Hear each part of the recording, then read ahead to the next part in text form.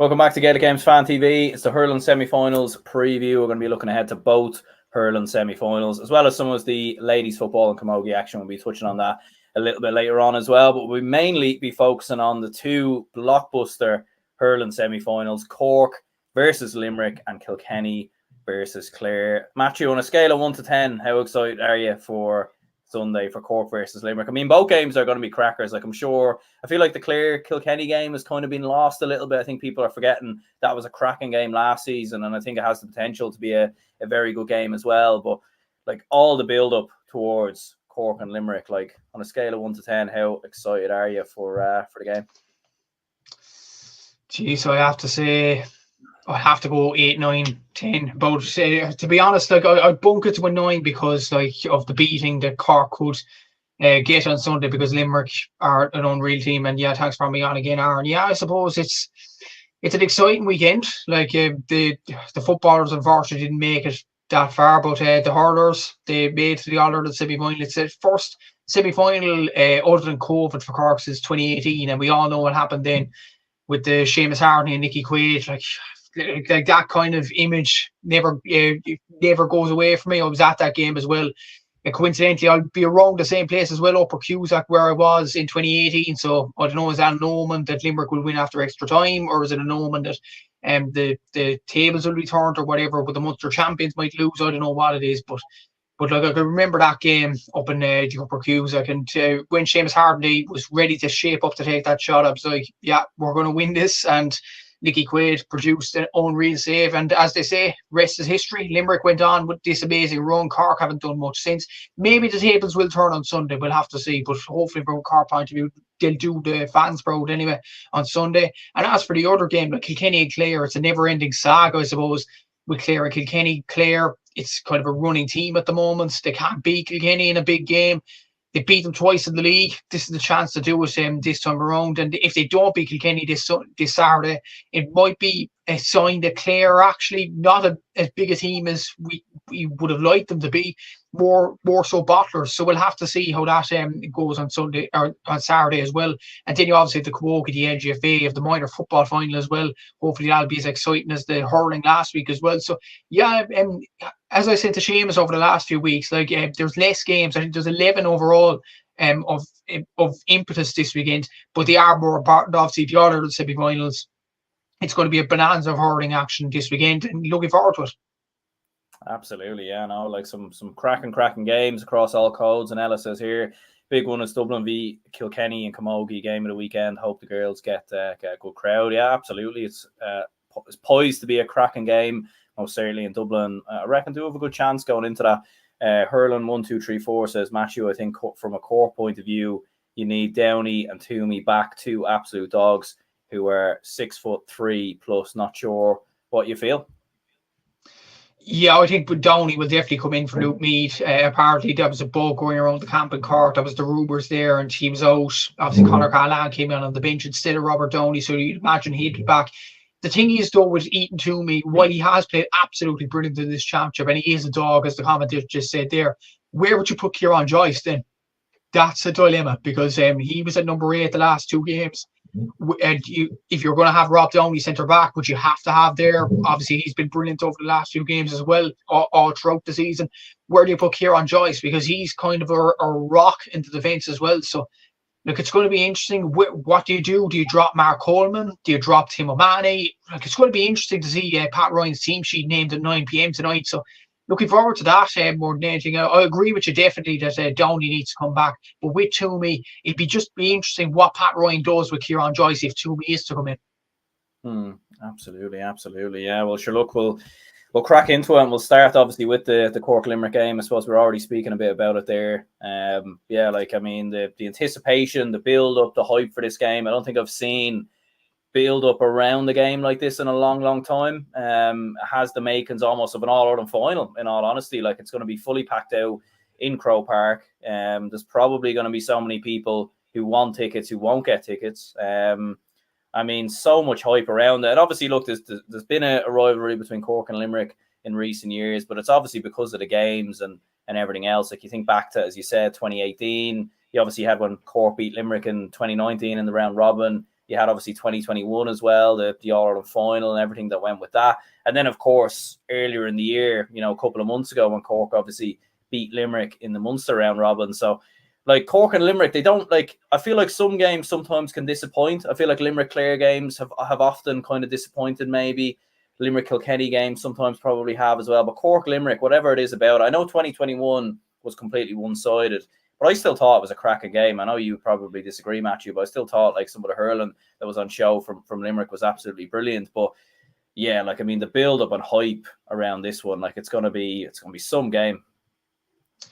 I suppose it's going to be made by the crowd as well. And what I was hearing from Waterford Camogie, that's going to be the game before Waterford and Galway in the Camogie quarterfinal. What I was hearing from their Twitter is the game is actually sold out as of today. So it's going to be a rousing crowd. And this day, obviously, the Hill is going to be absolutely packed as well.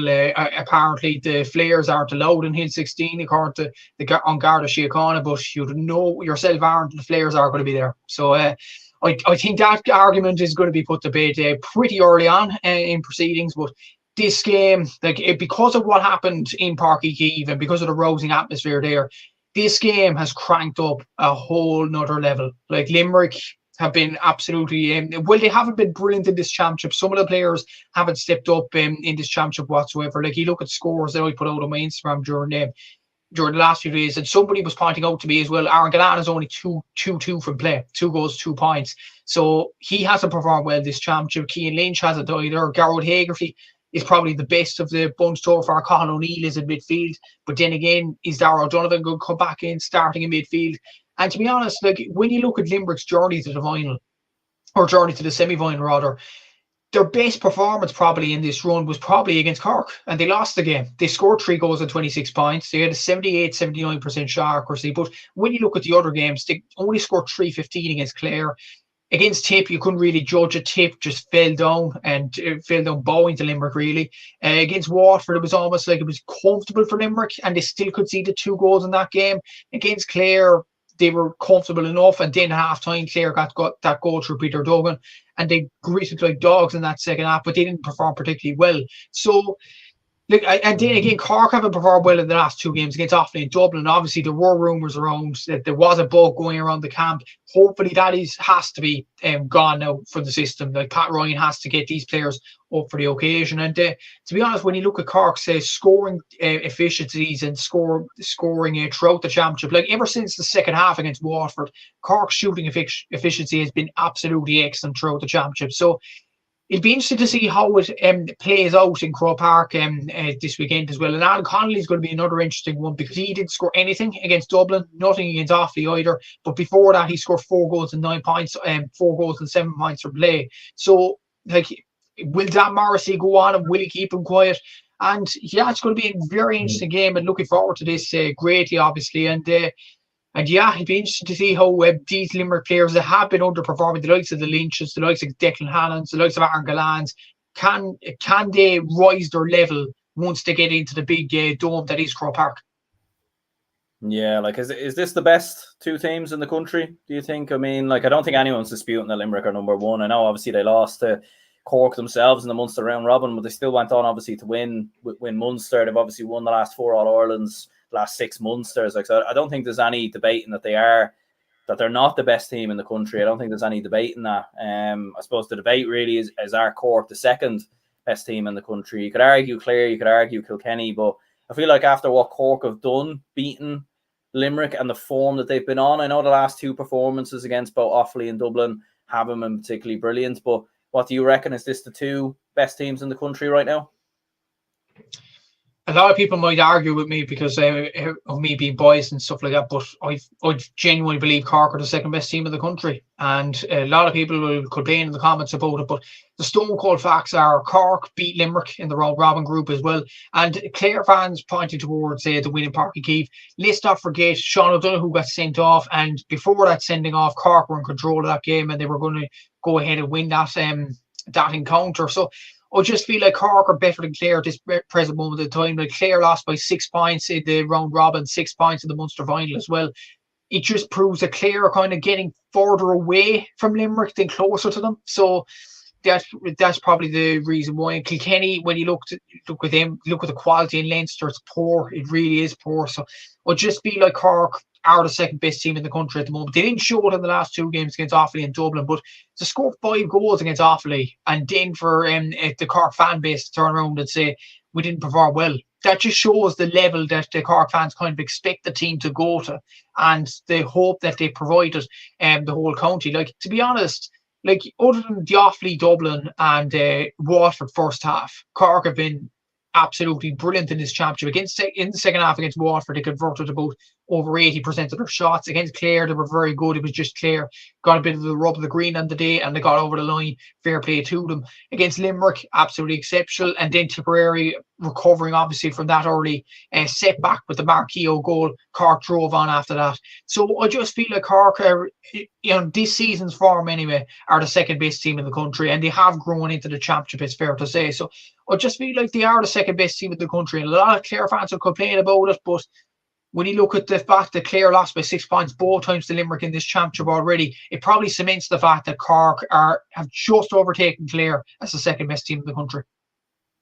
Yeah, Keane says here, I hope Ethan Toomey starts. Looking forward to the team announcement this evening. Going to be interesting to see who he selects with injuries, back training. Yeah, maybe if the teams get announced while we're on here, we might take a look at them or something. But yeah, like both teams are going to be very interesting to see who's starting. Obviously, Limerick have potentially 1 or 2 injuries as well. We'll get on to that. But like, what kind of game do you think this is going to be? Like, the game, obviously, 4 or 5 weeks ago, 6 weeks ago, like, was an absolute shootout, really. Like, both teams going hammer and tongs.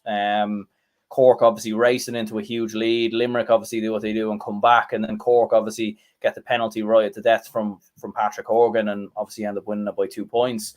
So what kind of game is this going to be? Like, I feel like because even when you look at the year before as well, I feel like both of these two are just going to go absolutely at it, and I don't think it's in Limerick's DNA to do anything different, and I don't think it's in Cork's DNA to do anything different. There might be some tactics set out maybe to stop certain players or man mark certain players or something of that nature, but I can't imagine there'd be too many sweepers on show or any of that crack. Like, I think it would be both teams going fully at it.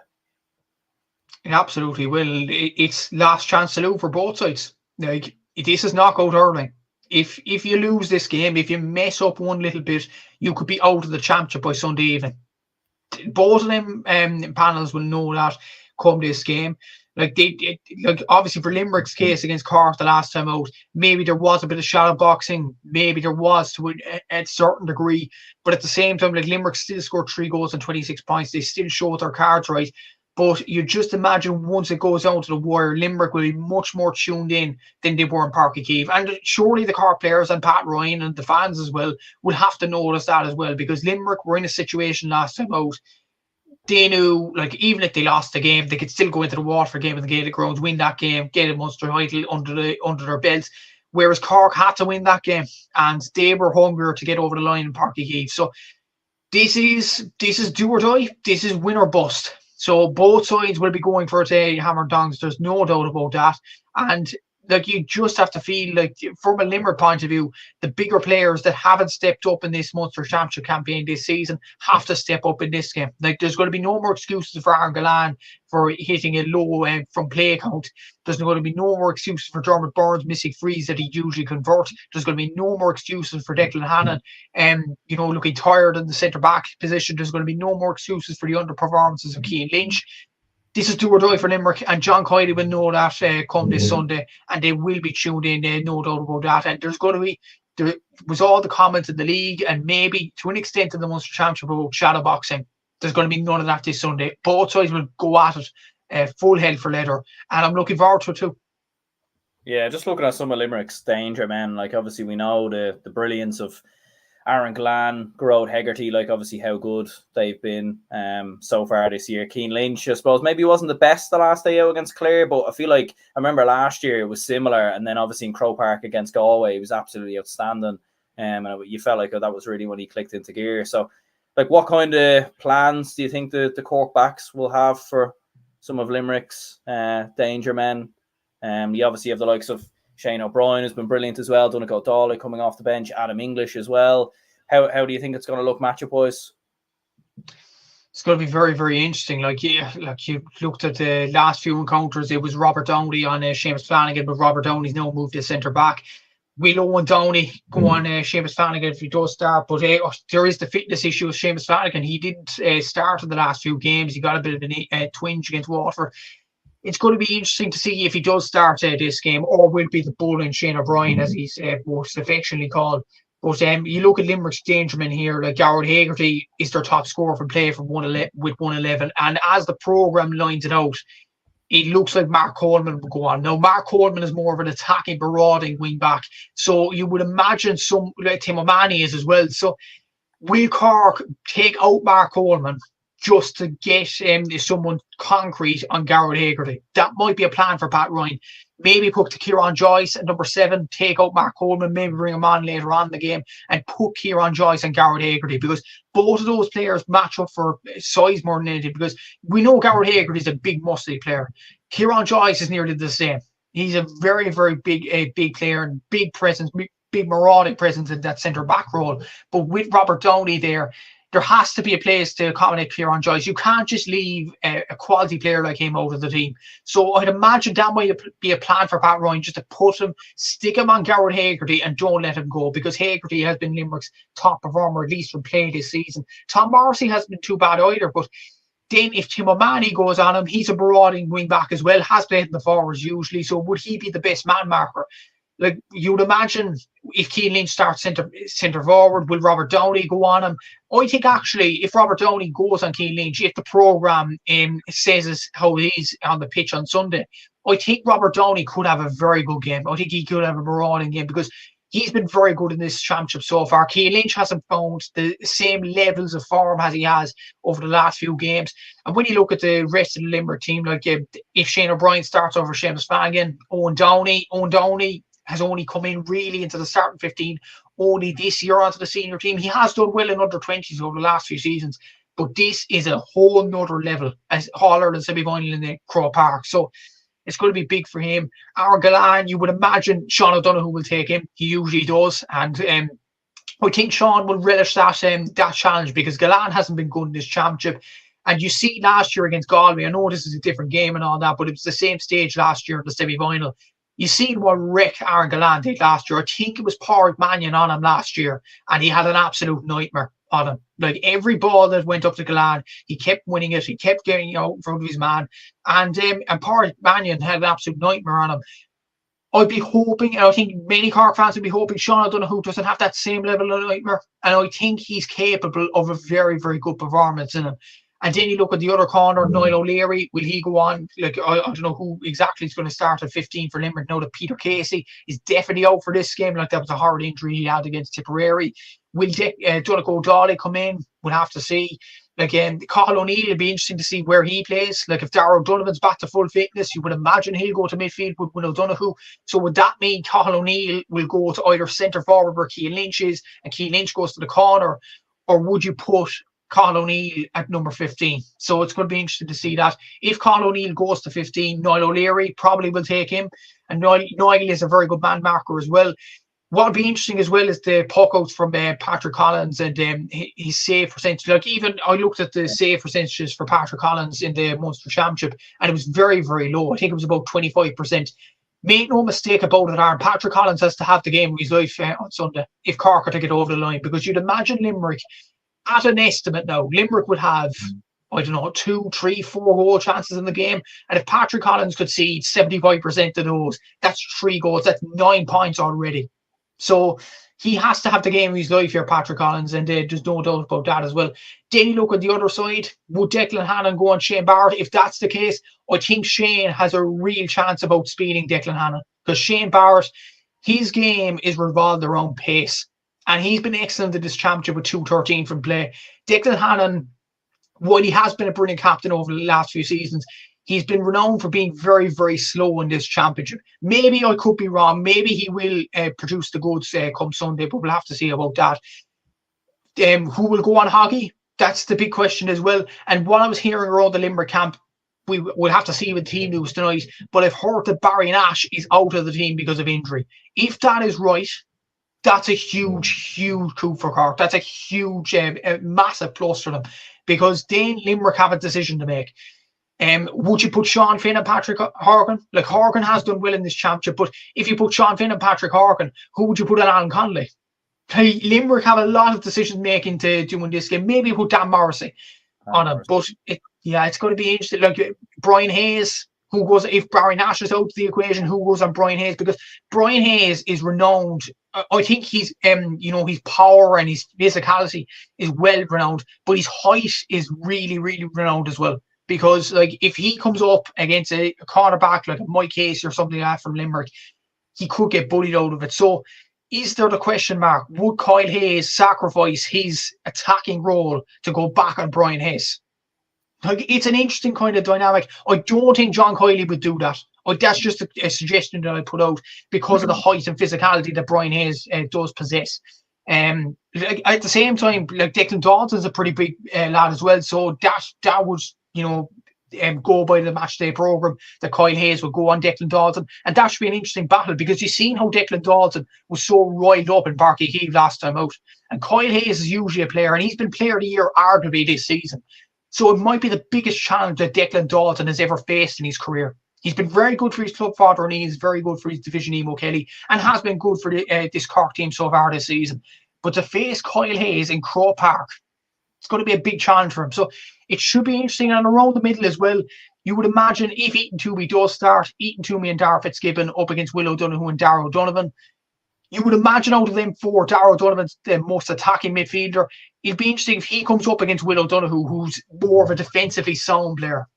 It'd be interesting, that's kind of dynamic to see who comes out on top. So a lot of matchups that I mentioned there. It'd be interesting to see how it all plays out on Sunday. We won't know until 4 o'clock on Sunday on exactly how they'll line out. Yeah, because that's the thing. Like, even when the teams get announced, whether it's later this evening or tomorrow or whatever the plan is, we know there's going to be late changes. There always is, and sometimes there's always a bit of bluffing and everything else. I don't think we've saw too much of it this year, actually, in fairness, but there probably might be, in fairness. I think Mike Casey, I think he will be back though, isn't he? Because he's had a couple of injury issues. I think that could be a big one, actually. Because I know with Limerick, because even when you look at like Tony Kelly for Clare, they never really like man marked him as such. Like, they let him do his thing, and Limerick would just go about their business their own way. So I couldn't imagine they would sacrifice Kyle Hayes and put him back to cornerback, essentially. Like, I couldn't imagine they do that.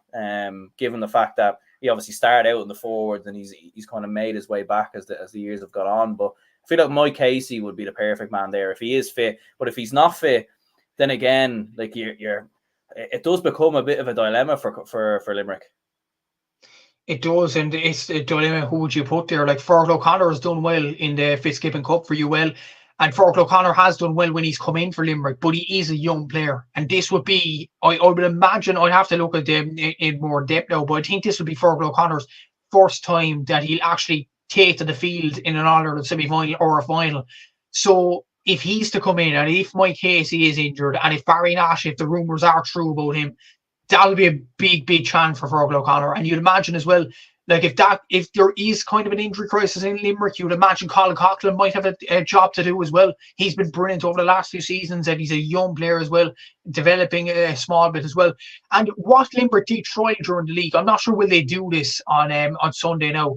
They put Cathal O'Neill at centre back in the half back line. I'm not sure will they do that again. I think he's more of a midfielder this time around. He's more of a wing forward, centre forward if necessary, or corner forward. He drops back to help them around the middle of the park. So I imagine John Kiley will continue with the team that he has done throughout the championship and not put Cathal O'Neill at centre back. Like, if he is to put him centre back, like, Declan Hannon would have to move further back. And to be honest with you, like, if he comes up, like, if Declan Hannon is on a 1-on-1, for example, with a Brian Hayes or an Alan Connolly, judging by the performances of both kind of players this season, I think Declan Hannon could have roasted there. He could be. So, like, there's a decision time to make with Limerick, but at the same time, John Kiley, like, we hear all these tactics and things like that with David Fitzgerald or other managers like that in around the hurling sphere, but John Kiley doesn't seem to be that kind of manager. He seems to just let the players do what they want around the field, let them decide for themselves, and let them go gung-ho.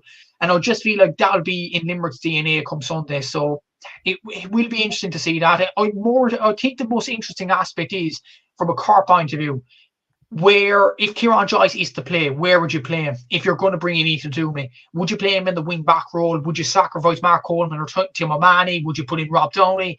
It's going to be interesting to see. Yeah, like there is so many permutations, and I think it was Aaron Costello who was starting in the league as well. So maybe he could be an option there. Who knows? We'll obviously have to wait and see what happens in relation to that. Few comments to go through here. Joseph says, if Cork were to lose by 10 or more, will Pat Ryan keep his job? It's probably not the best attitude maybe to have, but I know you certainly won't want to be thinking of that. But what you reckon? Oh, I think he'll stay on. He's on a 2 years at the moment. I think he'll get an extra year. I think that's without question that he'll do it, because like the main aim for Cork was to get out of Munster. And I said at the start of the year, if Cork get to an All-Ireland semi-final, that's job done this year. Anything other than that is a bonus. Beating Limerick in an All-Ireland semi-final is a bonus. Let it believe me here. Limerick are going for the 5 in a row. Cork are in a different stage of their development. So I just think it'll be unfair if you were to get rid of Pat Ryan after one bad performance in an All-Ireland semi-final. Yeah, like I think being competitive in the game, I think is a must. Like especially after beating them 5-6 weeks ago. Like I think if it was to be a hammering, like that would be a surprise. I don't think anyone's predicting that. Like I think a lot of people are predicting Limerick to win. Some people are predicting Cork to win, but I don't think anyone thinks this is going to be a one-sided game. So if it was, it probably would be a bit worrying, and you probably would think, could that set Cork back a little bit, like 2021. I feel like set them back a few years, but. We'll obviously have to wait and see what happens. In fairness, Hurling 1-2-3-4 says, could they put Toomey on Lynch again like the last day, or has he missed too much? It's an interesting one as well, because Lynch hasn't really looked right all year as well. Like he didn't look right against Clare, and again though there is that thing, he didn't look right last year against Clare, I didn't think, and then he fully clicked into gear against Galway, and he was outstanding in those final 2 games. So it's a hard one to know, really. Yeah, that's going to be interesting. Like, you would imagine at the same time, Cian Lynch hasn't played in a few weeks either. Like, he'd be in the same situation he's eaten to me, because Limerick haven't played now since I can't remember the dates. I've gone flying out of my brain now. So I'd say it's about start of June. So that's a month here or take. Yeah. So, and that's around the same time Ethan Toomey hasn't played either since the concussion he sustained against Tipperary. So. Yeah, I don't think it'll be an issue if he goes on Cian Lynch. And added to that, Cian Lynch hasn't performed well, as you rightly said, Aaron. So I wouldn't be up against that with Toomey going on Lynch. I think what would be interesting for Cork as well is how will Sean O'Donoghue perform when he goes on Aaron Gillane, and vice versa as well. How will Aaron Gillane perform, because he hasn't done well from play in this championship as well. It's well documented from the stats there with 2 goals and 2 points from play. So yeah, I think that'll be an interesting matchup considering what Gillane did to Galway last season. Yeah, Joseph says here as well, I don't see Cork getting the same joy out of Limerick backline as they did in the park, and the Cork fans' numbers will be like an extra man if they get a very good start. Limerick do bring lots of numbers as well, though. Like Limerick do bring lots of fans, so I don't really know how it's going to be, to be honest. I don't know if you've heard that, and like what do you reckon? Do you think it'll be majority Cork fans, majority Limerick fans? I'd say it might be majority Cork fans, but again, Limerick do bring lots of numbers. Like, yeah, it's tough, because the last time out I was in the ground in 2018, and I think it was about 60-40 in favour of Cork in 2018, and that was 73,000. Like Limerick, I think would have put into context that time. Well done, tranquility base there. But when you consider that time, 2018, Limerick didn't win an All-Ireland since 1973. So you would imagine a lot of fans would have jumped on the wagon and got behind this Limerick team since then. Limerick did have a good fan base back then, but it would have probably increased ever since that day in Croke Park. So I would imagine Limerick could get it. I think it could be. I'd be shocked if it's over 60% Cork fans in the ground. I'd be shocked, because Limerick are on a crest of a wave at the moment. If I was to hazard a guess, Aaron, I think it'd be 55-45. But I don't know what you think about that yourself. But yeah, I think it could be pretty even. Yeah, no, I think it could be as well. Like I'd probably agree along them lines.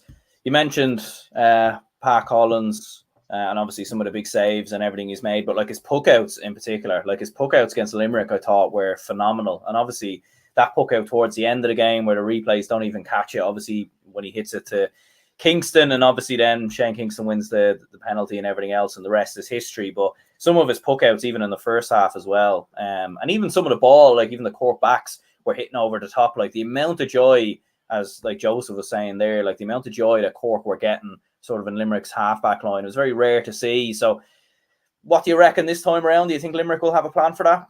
Or could Cork maybe exploit Limerick again? They have to. They have to, because if you look at the Limerick kind of puck out the last time, it was almost like ever since when Ian O'Connor scored that what looked to be the winning point, it was almost like Limerick kind of switched off towards the end of it. And believe you me, I don't think if we were going to stay in the same situation again between Kyle Hayes and Shane Kingston, I think Kyle Hayes would have learned a lot from that situation. I don't think Kyle Hayes would be putting down Shane Kingston in that situation, give or take, because like to give away a penalty it was a penalty, no doubt about it. It was a penalty. It was the right decision made by Sean Stack on the day. But I just feel Kyle Hayes would have learned a lot from that as well. I don't think he'd be putting down Shane Kingston the way he did the last time out. So I think he would have learned a lot from that. And the Limerick defenders would have learned a lot as well. And not to take Cork too lightly once it comes to the puck up, because Patrick Collins might try the same tactic again. But it'd be interesting to see, like, would Patrick Collins try that kind of tactic towards the end of it again, like he did in the park, or would he do it at the start just to get Cork a bit of a head start in the game? So, yeah, and let's not forget, I know Limerick were brilliant at that All-Ireland final in 2021, and it didn't make a difference at the end. But Shane Kingston's goal came from a ball poked across into Shane Kingston's path. He ran at the defence and buried it into the net in Croke Park. Like, there's no reason why Patrick Collins or any of the Cork defenders like a Niall O'Leary or Sean O'Donoghue would try that tactic again. So it'll be interesting to see.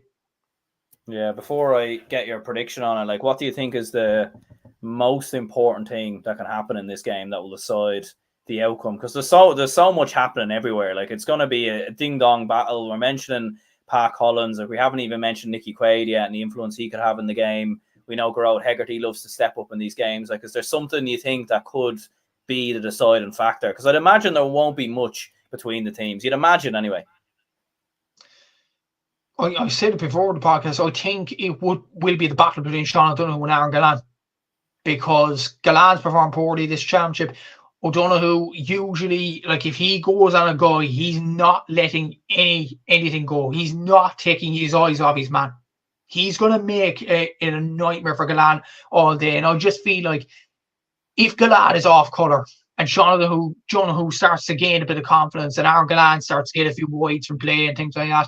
And funnily enough, I don't think Gallan has taken much shots, never mind scores or anything like that, because his shot accuracy seems to be very, very good from frees, and he seems to be good from open play as well. But he's only scored 4 scores from play. So it's just like he needs to get more involved in the game. It'll be interesting to see how Sean O'Donoghue does on him, and it'll be interesting aspect as well how Cork utilise Kieran Joyce. Will they utilise him in the half-back line if he does play? Will they utilise him in midfield? Remains to be seen, but I think they'll be the two most interesting aspects on the day. Absolutely, yeah. Like, I think with Gallan, like, we saw flashes of it here and there, but maybe it's, I don't know, the pace doesn't quite seem to be there. Something seems maybe that it's missing. Whether he could be carrying something as well, you wouldn't know, but Raymond says Cork will have to be a bit better than Limerick to win on Sunday. If Cork are 2-3 points better, it won't be enough. Cork will have to be 5-6 points better than Limerick to get a 1 or 2 point win. Yeah, like, that's the thing. Like, I don't think Limerick were at their best against Cork. I don't think they were far off their best now. I think Cork were 100% at their best. There's no doubt about it. And they only just about did it. So it is going to be interesting. But ultimately, in terms of a prediction, like, are you going to back your own county, or do you think that unfortunately this Limerick steam train are going to keep going on? One thing I will say, if Limerick win this game, I think they're winning the 5 in a row. I think this will be the toughest challenge that Limerick do get in the semi-final or the final. Obviously, Aaron, my heart says Cork, but my head is always saying Limerick are going to win this game. I feel like Cork will put in a massive effort, but I just feel like in the last 10 minutes, when push comes to shove, Limerick will get over the line eventually. And I just think Limerick will do it by about 3 or 4 points in the end. Yeah, like as an underdog man, I would like to see Cork obviously get over the line as well, but I don't see it happening, unfortunately. Like I think Limerick, unfortunately, have been here. They've done it on numerous occasions. They've found a way. They've overcame every obstacle that they faced really in the last 5 years. Whether it be the great Clare side, Kilkenny, and I feel like no matter what Cork throw at them, like the only way I could see Cork doing it is if something mad happens and Limerick get like a player sent off. But as we saw obviously in the minor All-Ireland final, sometimes teams can rise up and still get over the line. So like that's one thing you hope as well, actually, by the way, is that there's no, because obviously there has been a few dodgy refereeing decisions this year, and we don't want to, criticize referees. We know it's obviously very difficult, and look, trying to referee this game is going to be so tough, especially with all the fans there. And you hope everyone's on it, the umpires, the officials, and everything else to help the referee. But that's one thing you do hope, is that this game isn't overawed by a refereeing decision, because we definitely don't want that. We don't know. It has happened over the last few seasons. I remember last season the decision with the Hugh Lawler or Shane O'Donnell thing in the Clare Kilkenny game. Like, you just don't want to see the sort of decisions to decide the game. To be fair, like I haven't checked who the referee is in Limerick and Cork. I have to double check it, but Sean Stack had a very, very good performance the last out in Cork against Limerick, and I'd be shocked if he doesn't get a semi-final or a final at least this season, because he's been, if you're talking about the top quality referees in hurling, which, to be honest, there has been a few questionable decisions, but I don't think he's made any questionable decisions. I think he's been absolutely outstanding. And if him or John Keenan were to referee a final or a semi-final, I don't think many people will have complaints. But obviously John Keenan, because he's over the age limit, he can't referee semi-finals and finals or any part of the hurling championship, unfortunately. But Sean Stack, I think, deserves it. But I have to have a double check on who the referee is. But hopefully it won't be the deciding factor come Sunday. Yeah, I was just having a look there, actually. I think it's Thomas Walsh of Waterford, I think, who's refereeing it. So, yeah, look, you'd certainly hope that there is no Raymond says Michael Walsh. Yeah, maybe Michael Walsh. Maybe I've got it mixed up. The article here says Thomas Walsh, but look, it's someone anyway. It's a Walsh anyway. We know that. So it's someone who's from Waterford who's refereeing it. But yeah, ultimately we're going with Limerick by 2 points. I'm going to say 3 or 4 points. I think they might hit the accelerator towards the end. Yeah, I think so as well. And look, obviously, myself, yourself, and Seamus Brady will all be there in the upper Cusick watching it. So it should be good fun anyway. And hopefully for your sake anyway, you'll be smiled when you leave. But look, we'll see obviously what happens when it comes to it. Yeah, like there's so much to unpack in the Cork Limerick game. Like, you probably nearly could have had a separate podcast to discuss it. Like, I don't even think we've really even scratched the surface there. But yeah, there's just so much happening in the game, in fairness. But Clare Kilkenny is obviously the game that is on the Saturday. On at 3:00. I feel like, yeah, maybe this game has kind of gone under the radar a little bit. I have seen obviously a lot of Clare fans on Twitter talk about it and everything else. It is interesting. Like, I think like, are both of these two going in to this semi-final in worse form than last year or better form? Like, Kilkenny absolutely hammered Dublin, but I don't think Dublin were great at all, and I think they were fairly average throughout Leinster. Now, we know when they click into gear, they can be absolutely brilliant, and we know they always have another level to go up on, whereas Clare have been a bit hit or miss as well. Now, to be honest, I was away on holiday, so I didn't see any of the Wexford game, but they obviously got over the line in the end. But what do you reckon going into this? I think Kilkenny, their run has been very, very similar to Kerry's this year in the football. They haven't got a test, and not a big note anyway. And when you look at the Leinster Championship, they had players that were injured, and they were chopping and changing the team a small bit. Like, Owen Cody was injured at the start of it. They were missing like half the team against Galway when they drew in Salthill, Owen Murphy and all that. And they were playing more or less a B or a C team, and they still managed to get the draw on Salthill. So that probably just showed the level that Galway were on, which was a worry. I thought, honestly, Aaron, Dublin would put up more of a test than they did in the Leinster final. It just didn't materialise at all. So the honest truth of it is, we don't know where Kilkenny are at. We don't, simply. We did know kind of coming into this semi-final last season, because Kilkenny were tested all the way in that Croke Park game against Galway until Killian Buckley got that last-minute goal. But fact of the matter is, in the Leinster final, Kilkenny weren't tested whatsoever. As for Clare, in the Munster Championship, they were very, very poor. They only, like against Limerick, they were very, very comfortable in the round robin. Then when Dermot Burns free hits the net, it was almost like everything that could go wrong in the last 10 minutes went wrong. Like you look at the other games against Cork, Jonathan Who gets sent off. If that event doesn't happen, who knows what would have happened. Against Tip, they were poor enough and they still got over the line by just a score which was poor enough from them. And Waterford, obviously, it was more so with the refereeing decision and the 65 at the end, with Bark Rogers placing it in an unnatural position and things like that, the sliotar. So, like, Clare were very poor in the Munster Championship, no doubt about it. But against Wexford, they stood up when counted. But then again, the caveat, Wexford had a man sent off for Rory O'Connor. If that event doesn't happen, I'm not saying it was a dubious decision whatsoever. I think he deserved to get sent off. Rory O'Connor. It was two needless fouls, really, for the 2 yellow cards. So, like, if that doesn't happen, we could just say, yeah, like Clare could be in trouble in that one because Wexford were scoring freely up until that point. So we honestly don't know. Like Cork and Limerick, we know where they stand because both of them have performed to a high level over the last few seasons, over the last few championship games. Fact of the matter is, with Clare and Kilkenny, neither do these two haven't. It's just a matter of fact from a Clare point of view. If they do not win this game, if they don't get through, they will be seen as bottlers. They won't be seen as the heirs to Limerick or battling out with Cork for second place. They'll be seen as a bottling team because they just can't get over the line against Kilkenny in the semi-final or Limerick in the Munster Championship. So I think Clare need to win more than Kilkenny do, but we'll have to see what happens in Saturday. Yeah, absolutely. No, it's huge for Clare. Like there's massive pressure on them. Like there is pressure on Kilkenny as well, as there always is, but I think for Clare in particular, like obviously losing the Munster final in the way that he did as well, a bit of a damn squid. And then obviously, yeah, like going in against Kilkenny again, third year in a row. Like first year was a disaster. They were very poor that day, hammered out the gate. And obviously last year, very, very close. We all remember obviously Owen Murphy's dramatic late save in the game as well.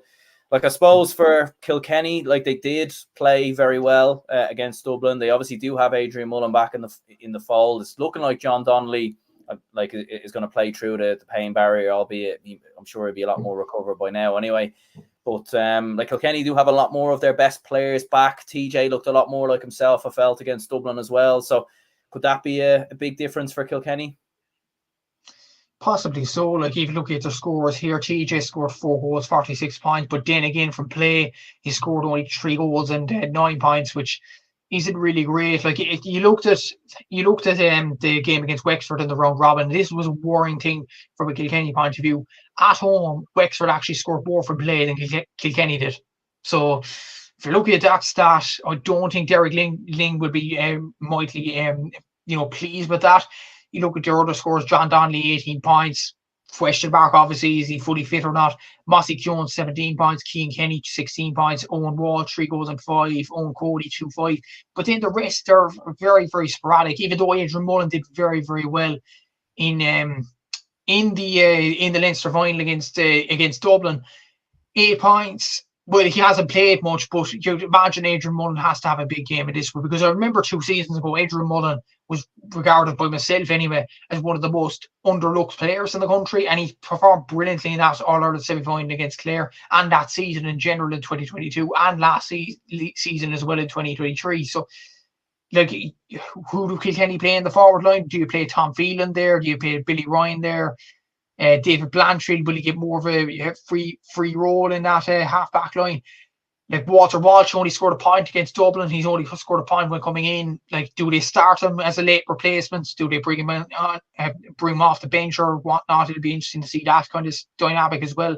Billy Drennan won 6 so far in the championship, but only 3 points from play. You would have thought he'd push on more, but then again, I'd say this again, like, they haven't been tested in Leinster, so we don't know. Even look at scores and the stats and everything like that, and their average scoring efficiency.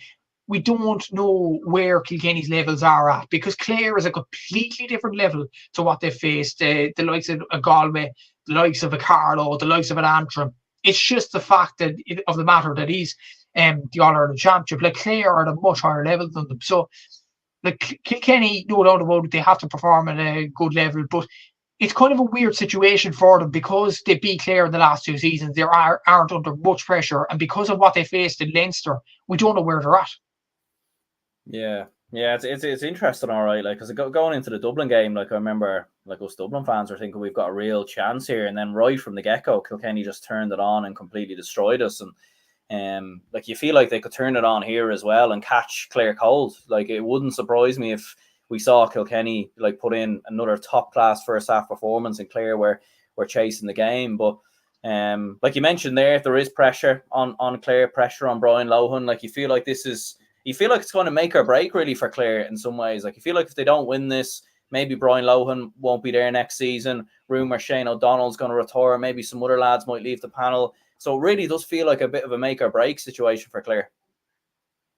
Make or break situation for the manager, obviously, Brian Lohan, and for a few players as well. I suppose Tony Kelly, because the last 2 seasons he's been outplayed by Mikey Butler. And whatever we say about Sean O'Donoghue and Aaron Gillan and stuff like that, the Limerick and Cork game, and a lot scraped off the surface.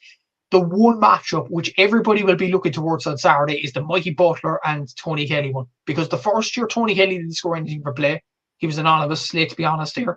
In the second year, he was good enough, but he wasn't at the high levels that we'd expect Tony Kelly to be. Can Mikey Butler do it for a third time in a row? And Tony Kelly's under massive pressure in this one because, again, like Clare, the team themselves, Tony Kelly, and this is just unfortunate because I feel like Tony Kelly's one of the best players in the country and probably one of the best players in the 21st century that has graced the game. If he is to perform poorly in this semi-final, a lot of people, a lot of pundits, a lot of punters would see Tony Kelly as a perennial bottler.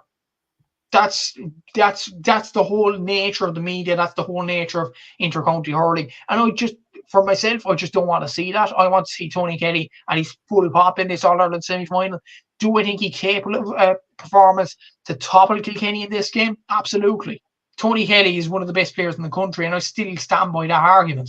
So, like, it's going to be big to see how he develops in this one. Like, even not Shane O'Donnell. Shane O'Donnell obviously has been brilliant in this championship, has been brilliant over the last few seasons, and he will show up in Croke Park like he did last year against Kilkenny with that superb finish. Mark Rogers has been very good in this championship from play and from place balls as well. Dave Fitzgerald in midfield has been absolutely electrifying. He scored 216 from play. How do Kilkenny keep a leash on him? It'd be interesting to see that kind of standpoint. And Aidan McCarthy as well. Like, Aidan McCarthy didn't start the last game against Wexford. Aaron Shanahan started, and that kind of gave Clare more of a focal point. Brian Lohan has a decision to make now. Does he play Aaron Shanahan to make the likes of Mikey Butler and Hugh Lauder think about another player in the square like an Aaron Shanahan? Or does he put Aidan McCarthy into the lineup to make sure that the frees go over the bar? Even saying that, Aidan McCarthy wasn't that good from frees against Limerick. He wasn't, and that's one of the reasons he was dropped for the Wexford game. But to be honest, with Aaron Shanahan and the team, Clare performed a lot better because they had a different focal point, they had a different kind of style of play. And with the frees, you could easily put Tony Kenny on them. You could easily put Mark Rogers. I'll have to check the frees percentage and stuff like that as we're talking here. But like Dermot Ryan, another guy that has to have a big influence, like a wing back. He scored 1 goal at 6 points in this championship so far, and he has to have a big game in this game. Conor Cleary, like, who will he go on in the forward line from a Kilkenny point of view? Like, Owen Cody had a bit of a free roll last year, let's be honest. Clare didn't really keep tabs on him, and he hit an unbelievable goal, obviously, and 100% shot accuracy. So Clare will have to keep tabs on Owen Cody. There's no doubts about that. So there's going to be question marks about that. Like, I have the free efficiency from the Wexford game. It was actually 100% without Aidan McCarthy starting. So I have a feeling that Aidan McCarthy, I think Brian Lohan will pull off that kind of same tactic. He'd put Aaron Shanahan in at the 13th position or amongst the square, and he'd drop Aidan McCarthy onto the bench and bring him on for later and let Mark Rogers and Tony Kelly go on the frees. It worked last time against Wexford. It could work this time against Kilkenny too. Yeah, like, ultimately, like, what do you think is going to be the deciding factor in the game? Like, we were mentioning Cork and Limerick and everything else that goes with that, and Mark and Aaron Glan and everything. But like, in this game, what do you reckon might be the difference between who comes out on top? Is the Butler v Kelly battle, because like how it kind of yeah, like, I know Kelly started against Wexford, didn't he? I think he scored 6 points. So is he looking back to his best now, do you think? Possibly so. Like even his shot accuracy against Wexford was actually 100%. So, like, there is arguments that he's back up to his best, but it's almost like whenever he faces his enemy, wherever he faces his nemesis, he's a completely different person. Like you've seen with soccer players over the last few seasons. You've seen with, let's just say, I'll try to think of an example. Though Mo Salah coming up against Jose Mourinho, he kind of downgrades a small bit and he's kind of belittled. Tony Kelly's in that kind of situation with Mikey Butler at this present moment in time. So be interested to see how Tony Kelly does perform in this one. And obviously Clare did beat Kilkenny twice in the league, but Tony Kelly didn't play in any of the 2 games because he was recovering from injury. So like this is his first game of the season against Kilkenny. So it will be interesting to see how he comes up against Mikey Butler in this one. What are you predicting? Who are you leaning towards? I feel like it has to be Clare.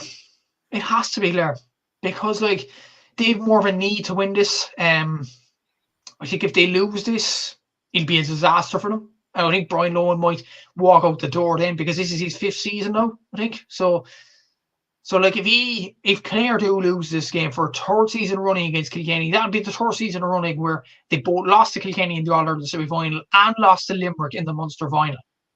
Yeah. But Clare wouldn't want that to happen once again. So I just feel like Clare would have more to want and they need to win this game. So I just think Clare will get over the line by about 2 or 3 points. Yeah, I actually fancy Kilkenny, to be honest with you. I think they're going to do it again. And I think having Adrian Mullen back, I think is going to be absolutely huge.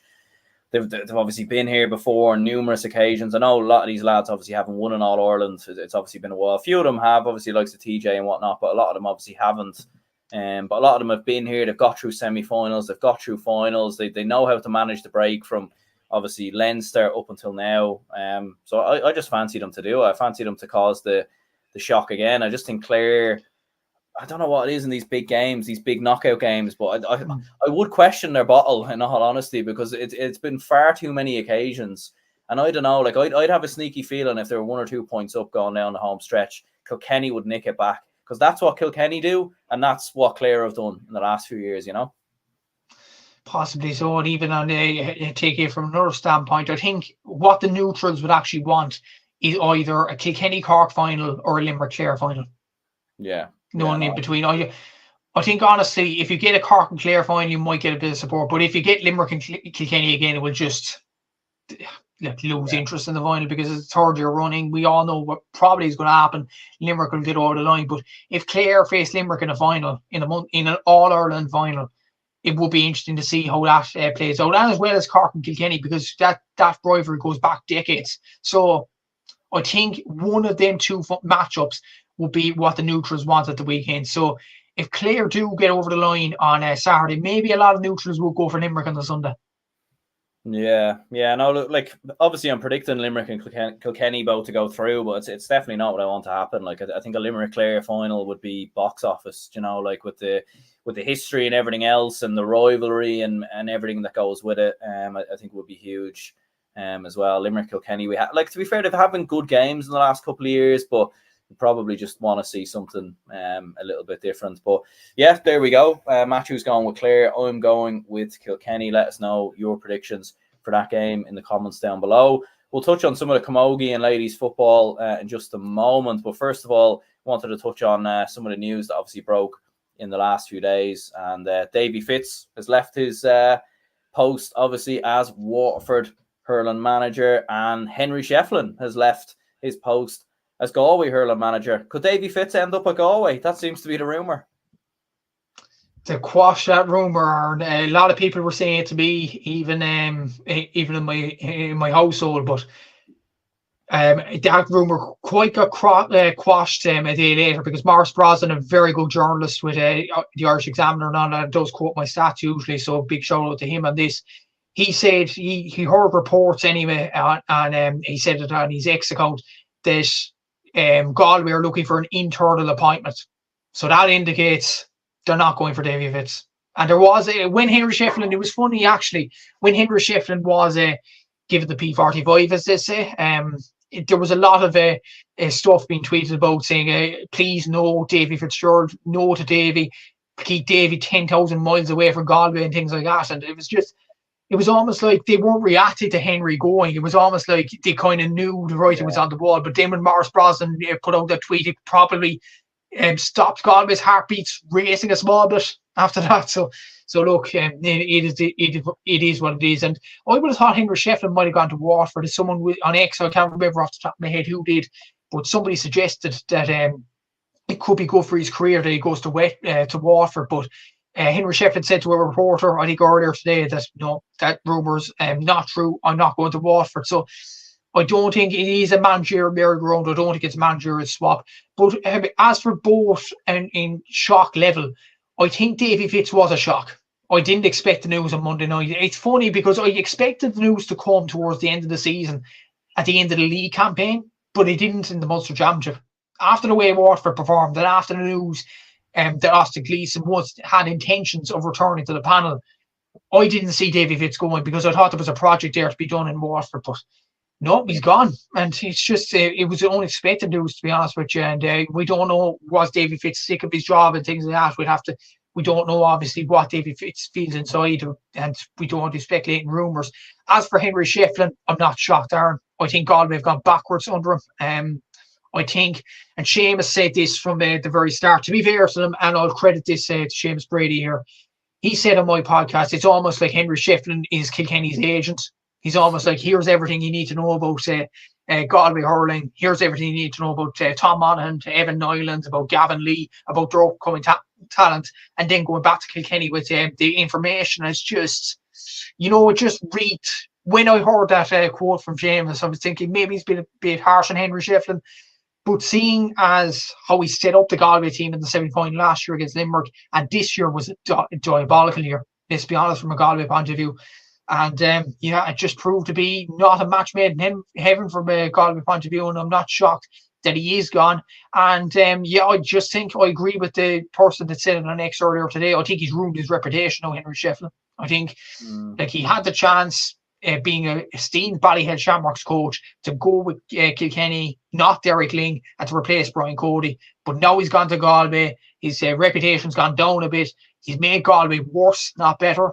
And I think it was a regretful decision that he'll never get back, obviously. And as for Davy Fitz, what's going to be his next job now? I have a feeling he'll go to the capital, Aaron. I think he'll go to Dublin next. So watch this space.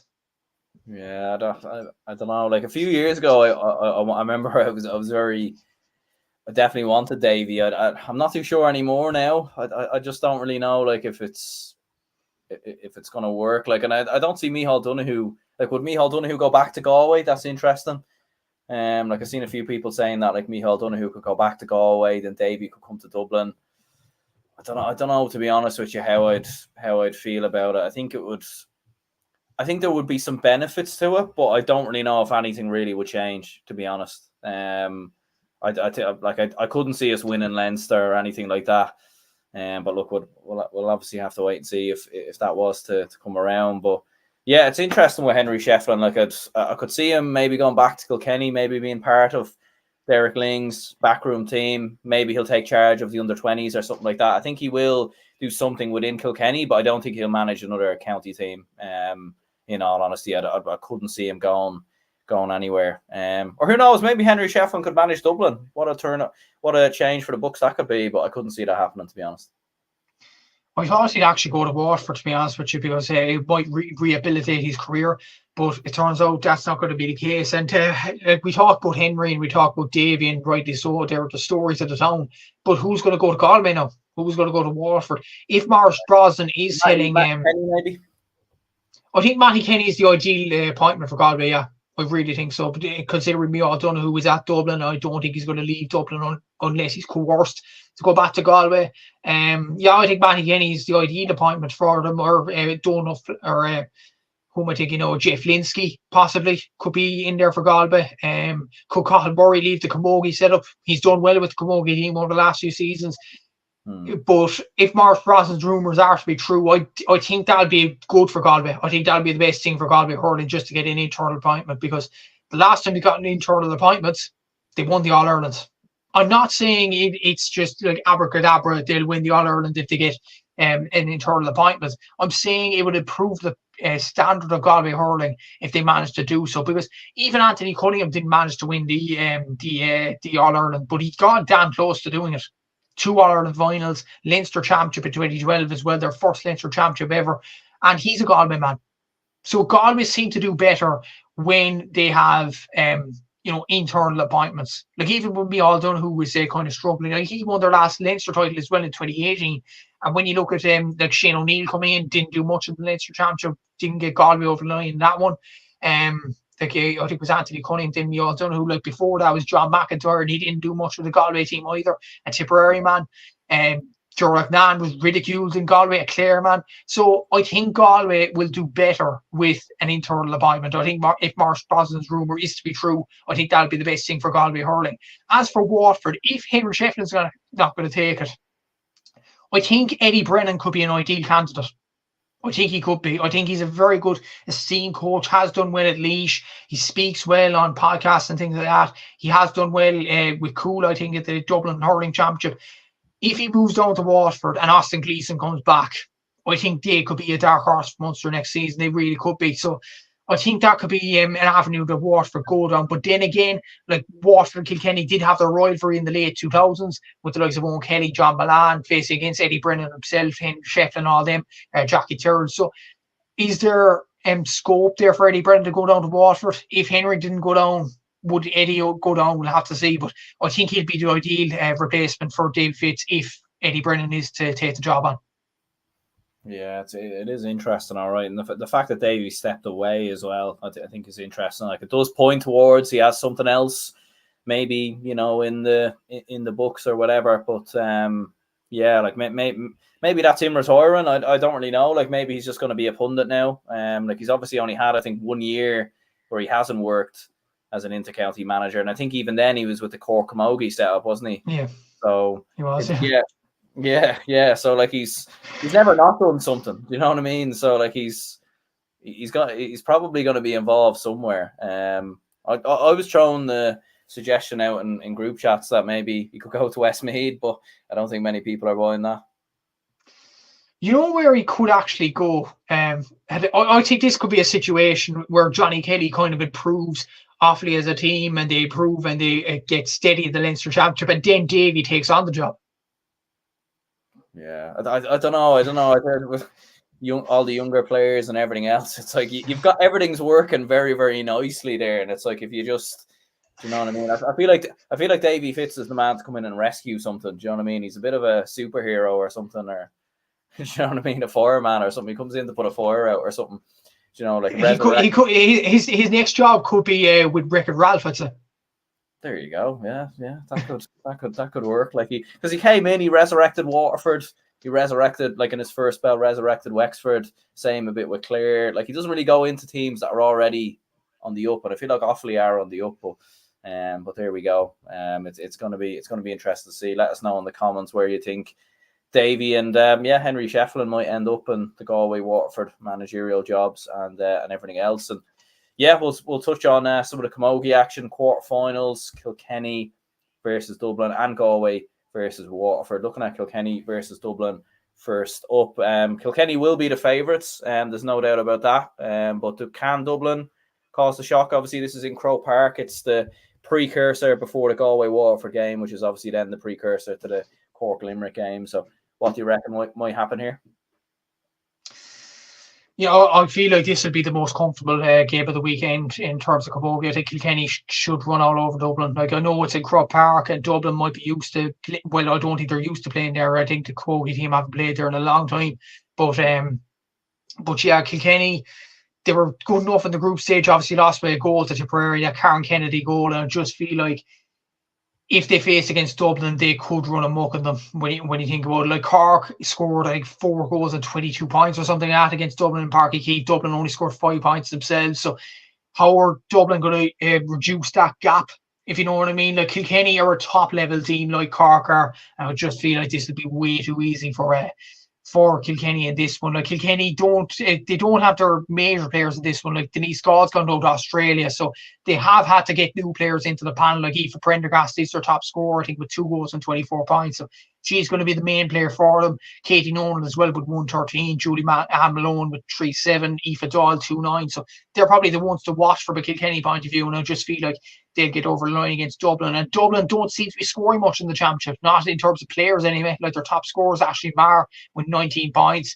That's not really enough, really. They scored 4 goals and 20 points, granted, in the last game, but the last game was against Down. A Down team that are absolutely depleted in Camogie. Let's be honest, they've lost a lot of players because of family commitments, because of players moving out to Galway and Cork and all these teams. So you could only judge that game by a pinch of salt, is what I'm saying. So I just feel like Kilkenny was doing more than enough to win this game. Yeah, I think so as well. Like I'd love to see the shock and the upset and everything else, but I think it is going to be a bridge too far. Unfortunately, I think Kilkenny should have too much to come through it. Galway, Waterford, like this one, I think definitely could be a lot more even. Like we saw Waterford obviously get to the All-Ireland final last year. They caused a lot of surprises and shocks obviously along the way, most notably beating Tipperary. Like, can they cause the surprise here? But I think a lot of people probably would fancy Galway. But what do you reckon? You know what? I'm going to go on the limb here, Aaron. I'm going to say Waterford win this one. There we go. I'm going to say, look, I have my reasons for this. I listened to the RT Sports podcast during the week, and Matthew Toomey and Anne-Marie Hayes actually made some very good points on the Galway team. Last weekend against Cork, they were very, very poor. They conceded 2 goals and 16 points, scored 1-7 themselves. They weren't up to much, really. I know Niamh Mallon's come down from Down, has done really well in the Galway team. Carrie Dolan's done well from Freeze, Ailish O'Reilly, but they are missing a lot of players like Sarah Durvan and Shauna Healy are starting to have families now, so they're out of the equation. Emma Hillebert's out with an ACL injury, so Siobhan Gardner.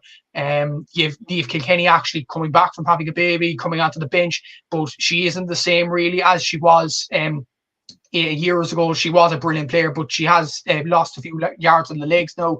I just feel like Galway, they are bringing the young players, the likes of Niamh Noyle and the likes of Sabina Rabbit, but I just feel like Galway are just lacking that killer instinct and the lack of experienced players. The opposite's happening in Waterford. These players are on the rise. Like Lorraine Brace still around the panel. Beck Carton's the top scorer in the championship so far with 2 goals and 44 points. You've Niamh Rocket there.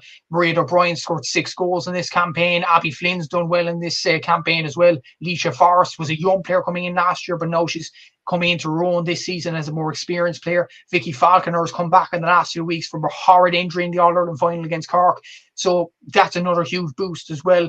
And Jory Wallace seems to be doing a good job at Waterford. They only finished behind Kilkenny on scoring difference in that group. They drew to Kilkenny and they lost narrowly, I think, to Tipperary in the group stage as well. They beat Derry by 15 to 6 points, and that's a Derry team that were really, really good in this championship so far. They weren't like a light of a Down or an Antrim. They pleased with confidence. They were an up-and-coming team in Ulster. So Waterford did well to hammer them, and I just feel like Waterford will get over the line. I think Galway are the lower end of their spectrum. Waterford are at the other end of it. I think they're on the rise. Yeah, do you know what? Like from what I've saw anyway of Waterford this year and obviously last year as well. Like I think I think I'd probably go for Waterford as well to pull it off. Like I think Galway, as you said, have the experience of the players and everything else, and they've been there and done it on numerous occasions. But I think Waterford are up and coming, and I could see them doing it. Moving on to the ladies' football, Dublin versus Galway. Dublin are coming in as big favourites. Bit of a familiarity maybe with the footballers last week, where Dublin are coming in as big favourites and everything else. Quarterfinals. Could history repeat itself and Galway cause the shocker? Will there be revenge? I don't know if I'll count this as revenge now, but it would be nice to, I suppose, shut Galway up. And it's relief, Aaron, but because I think this will be the most comfortable game in the LGFA quarterfinals. I think Dublin should win this easily enough. Like Galway have been poor really in the league and the championship. They only got 1 win in the league campaign. Yes, they won the Connacht title against Mayo, but lost against Cork and Bishopstown. They beat Lynch in the last group game, but like Lynch are on the way down to intermediate. So I don't really see Galway. That is a good win for Galway. Yes, Olivia Dibley has had a good performance with 3 goals and 14 points in this championship. Roisin Leonard the same with 1-8. Ailsa Davern with 2-2. But Dublin is a completely different level. Carla Rowe has scored, I think, 7 goals in this championship so far. She's the top scorer overall, the joint top scorer from play. Like, she is having one of the seasons of her career, 7 goals and 19 points to be exact. Hannah Tyrrell is exceptional as well with 20 points. Nicole Owens is very good with 2 goals and 8 points. And as well as that, they're bringing the young players. Annabelle Timothy with 3 goals and 3 points. Chloe Darby, 2-5. You have Jennifer Dunn coming back into the team with 2-4. Sinead Goldrick is a huge plus to come into the half back line for Mick Bowen's side as well. I just feel like Dublin will get over the line pretty comprehensively in the end. And when you look at Dublin's championship scorelines, they beat Kildare 4-15 to 2-4, Laois 5-19 to a point, Meath 5-13 to 8 points, Meath again 3-17 to 8 points, Mayo 1-10 to 5 points, and Kildare again 4-19 to 9 points. Dublin are on a mission, and they're on a mission towards the All-Ireland semi-final. This will be comfortable. Yeah, no, absolutely. Like, I think some of the scores, some of the wins we're racking up. Maybe the only worry is we haven't really been tested too much.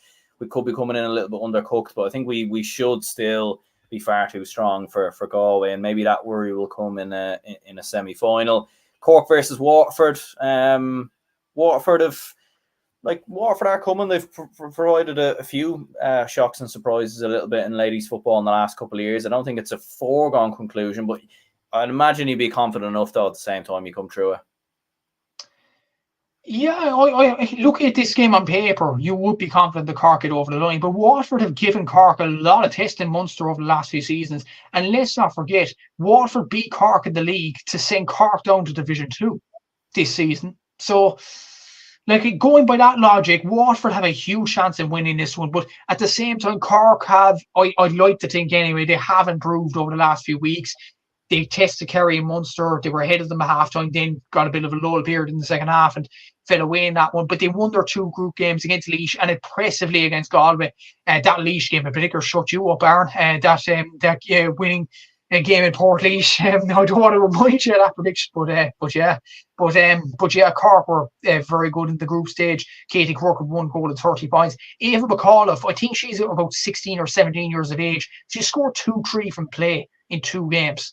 Like, an exceptional showing from this young player here. And she's going to be a star for the future, I'd imagine. Lydia McDonough as well, Dara Kiley, Laura Banney, Hannah Looney. They're all coming back into the team now. Shane Renane seems to be getting the best out of this young team. Let's not forget, like, Cork have lost a lot of players over the last 2 seasons. The likes of Orla Finn, the likes of Orla Farmer, Doran O'Sullivan, Ciara O'Sullivan, Roisin Phelan, Martina O'Brien. The list is endless. Like, Aisling Hutchings, a lot of them. They've lost a lot of players, and Shane had to build from the bottom, really, and build up these young players. And he has done with these young players, and they are performing for Shane Renane, in fairness to him. Waterford, in fairness, had a good win over Donegal, probably unexpected in that group stage. They got hammered by Kerry, though, and I think Cork are close enough to Kerry in the Munster Championship. I just feel like Cork will do enough to win this one, but it will be a tight one in Páirc Uí Chaoimh, no doubt about it. Yeah, absolutely. No, I think that Laois prediction, I think that's a prediction for the end of the year. You know, looking at worst predictions and everything else. I don't know what I was thinking there, but there we are. For those of you who don't know, I predicted Cork, or predicted Laois to be Cork in the ladies football championship a couple of weeks ago, and I think Cork won by, like, what was it? Like, it was like 20 something points. Around it. Jesus, yeah. Well, the good news is I do think you'll beat Waterford this weekend anyway. Now that I've said that, you'll probably lose, though. So there we go. But yeah, Kerry and Meath. Kerry obviously beat Meath last year. Were the ones that obviously ended their reign as All-Ireland champions. I suppose Meath, like, it just all hasn't really looked right all year. Like, even with changes in management and everything else. And Kerry, like, you should imagine Kerry to come through it, but you feel like there is a performance in Meath still, though. Like, if they can click, but it just doesn't really seem to be happening. Interesting news during the week, actually. Vicky Wall is going to come back into the Meath team for this game. So that could be interesting, yeah.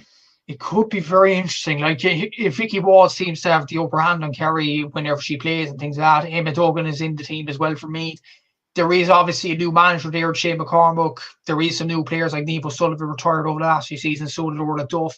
Orla Lally's gone down to Australia, so they're huge losses to the Meath team, as well as that Daniel O'Leary has really taken up the mantle for Louise Niverhurtig. Louise hasn't played much from the start anyway in this campaign, but Daniel O'Leary has definitely taken up the mantle with 1 goal and 26 points. Emma Deneen as well with 4 goals and 2. Hannah O'Donoghue with 2 goals and 3. So Kerry have done well in that department. And as for me, like, other than Marion Farrelly and Emma Duggan, no other Meath players scored more than 10 points in this campaign. So that's a worry from a me point of view. But I think the one bit of news that will keep them going is Vicky Wall returning. That's a huge boost to them. And I just feel like if Vicky Wall didn't return, I think Kerry would have won this game comfortably. Now that she has, I think this throws a spanner in the works. I don't think Meath will win the game. I'm not going to go out on the limb and say Meath win it. I think Kerry are too strong, but I think Meath will push Kerry closer than a lot of people will think.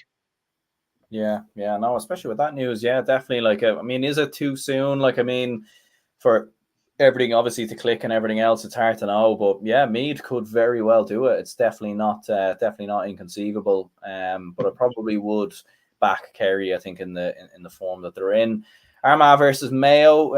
Obviously the news of Amy Mackin's injury and recent weeks and everything else has obviously been a huge talking point here. But to be fair to Armagh, they did go out and win the last day. So, I mean, you'd be looking at it and thinking, can they continue it on? Like, especially for the players as well. Like, they will want to prove that they're more than obviously just a one-man team. And this is a massive chance for them against Mayo.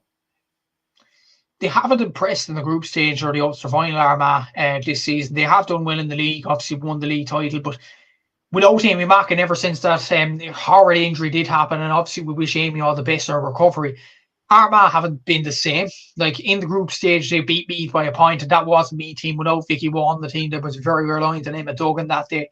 And they drew against Tipperary, who are now in a relegation semi-final this weekend. So Armagh have not lifted up trees in this All-Ireland series so far. Yes, they kind of did the Ulster final against Donegal at Spades, but they didn't do so in that game on a regular basis either. And as for Mayo, like, Mayo are a weird team. They lost to Galway in the Connacht final, lost against Dublin, only are here because they beat Kildare. So for that reason, I think Armagh will do enough to get over the line because of how poorly performing Mayo are at the moment. The project with Liam McHale seems a bit weird with them as well. Like Lisa Cafferty and Sinead Cafferty, granted they're doing well, and Maria Cannon at times as well. But even in the championship, to lose games like they did against Dublin and Galway, something doesn't seem right in the Mayo camp, I don't think. And I just feel like Armagh will do enough to get over the line this one, even without Amy Mackin. Yeah, I think so as well. I think Armagh will just about have enough. The relegation playoffs are Tipperary versus Lynch and Waterford versus Kildare. So we'll obviously see what happens in those games as well. Before we finish up then, player of the week and bet of the week, what are you thinking?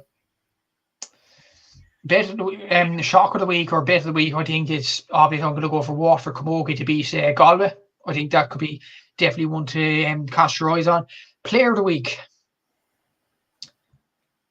It's a tough one.